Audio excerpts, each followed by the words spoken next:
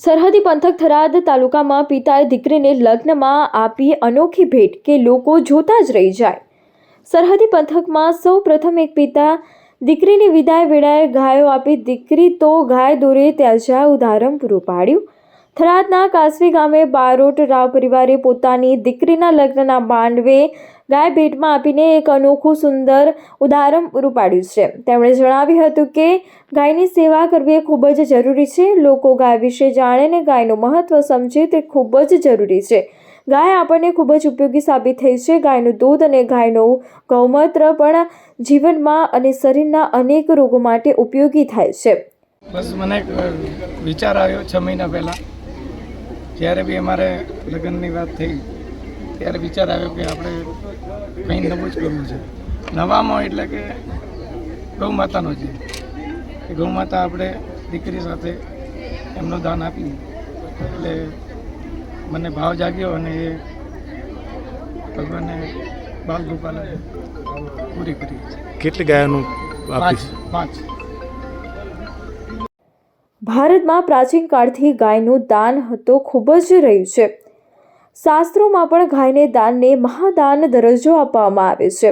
પ્રાચીન કાળથી રાજાઓ અને અન્ય લોકો દ્વારા બ્રાહ્મણ ગાયનું દાન આપવામાં આવતું હોય છે। પુરાણોમાં પણ એવું માનવામાં આવે છે કે પુણ્યની પ્રાપ્તિ માટે જીવનમાં ઓછામાં ઓછું એકવાર ગાયનું દાન કરવું એ ખૂબ જ મહત્વપૂર્ણ છે।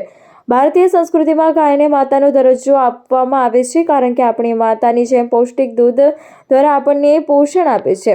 ત્યારે કાસવી ગામે એક પિતાએ પોતાની દીકરીના લગ્નમાં ગાયનું દાન કરીને એક અનોખું ઉદાહરણ પૂરું પાડ્યું છે।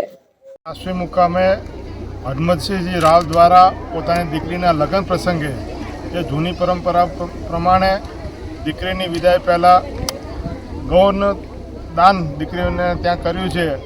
ત્યારે જો આવી જ પરંપરા જો ફરતી દરેક જગ્યાએ ચાલુ થાય તો કમસે કમ ગૌશાળાઓ આપણે ખોલવી નહીં પડે અને જે દીકરીને ત્યાં આપણે ગૌનું દાન કર્યું છે હંમેશા પોતાના પિયરની એક યાદ તરીકે હંમેશા જતન કરશે અને ગૌ માતાનું પણ જતન થશે। એટલે હું બંને પરિવારને ખૂબ ખૂબ અભિનંદન પાઠવું છું।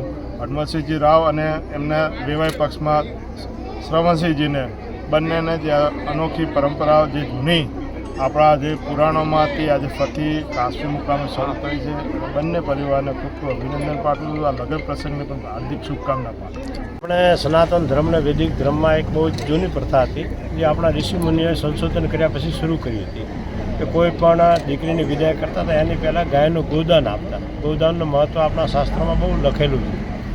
વચ્ચે એક એવો સમય આવ્યો જ્યારે આપણી સંસ્કૃતિ આપણાથી દૂર થઈને આપણે ધીમે ધીમે એ બધાની વસ્તુઓને ભૂલતા ગયા। એની કિંમત આપણી ઓછી થઈ ગઈ। આજે અમારા વેવાઈ શ્રી હરમતસિંહજી પનરસિંહજી એમના પૂરા પરિવારે શેતાનસિંહજી જે એમના પરિવારે એવી ઈચ્છા વ્યક્ત કરી કે અમારી ઈચ્છા છે કે અમે દીકરી પહેલાં અમે ગાયનું દાન આપવા માંગીએ છીએ। તો અમને બહુ ખુશી થઈ અને અમે બધા ગૌ સેવા માટે બહુ લાંબા સમયથી કામ કરીએ છીએ।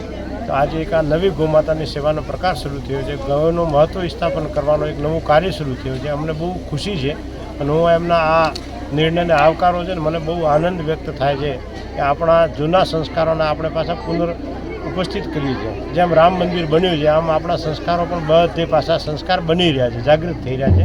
હું એમને બહુ અભિનંદન કરું છું આવા સારા કાર્ય માટે। ગૌ માતા કી જય।